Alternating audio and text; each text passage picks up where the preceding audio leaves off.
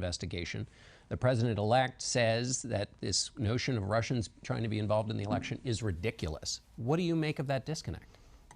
I don't know what to make of it because it's clear the Russians interfered. Now, whether they intended to interfere to the degree that they were trying to elect a certain candidate, I think that's a subject of investigation. But the facts are stubborn things. They did hack into this campaign, and they did it, I think, with some, at least what seemed to be effective, of a sort of every week or so there was new information. And were they hacking the Republicans the same way, the Republican National Committee? And if so, why didn't they?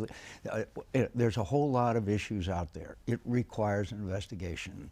The president has ordered an investigation for that.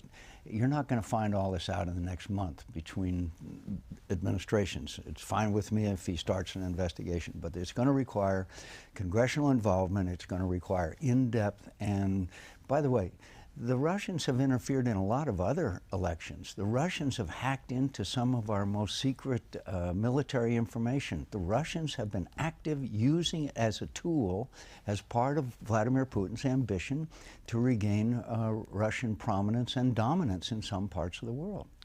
So your point is both there is specific evidence that points you to this conclusion, and then there's a broader pattern of behavior that the Russians have been a part of. And they have hacked. They have, in the case of a little country called Estonia, they basically shut down their economy for a while. They have intervened. Here's a fundamental fact that we may get to this later on. Vladimir Putin is a thug and a murderer and a killer and a KGB agent. He had Boris Nemtsov murdered in the shadow of the Kremlin. He has dismembered the Ukraine. He has now precision strikes by Russian aircraft on hospitals in Aleppo. Let's call Vladimir Putin for what he is. Does that mean you don't deal with him or talk to him?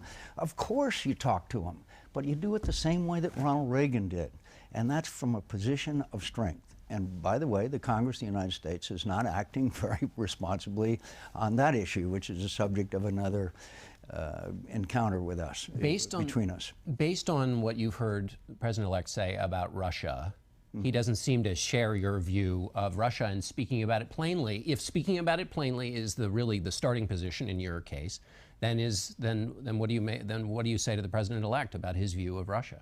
I say I hope that he will listen to people like General Mattis, for example, his appointee to the Secretary of Defense. I hope that he would call people that he respects and who the American people respect, and get the facts. The facts are there about Russian behavior and Russian, not just hacking into the United States 2016 election campaign, but throughout the world.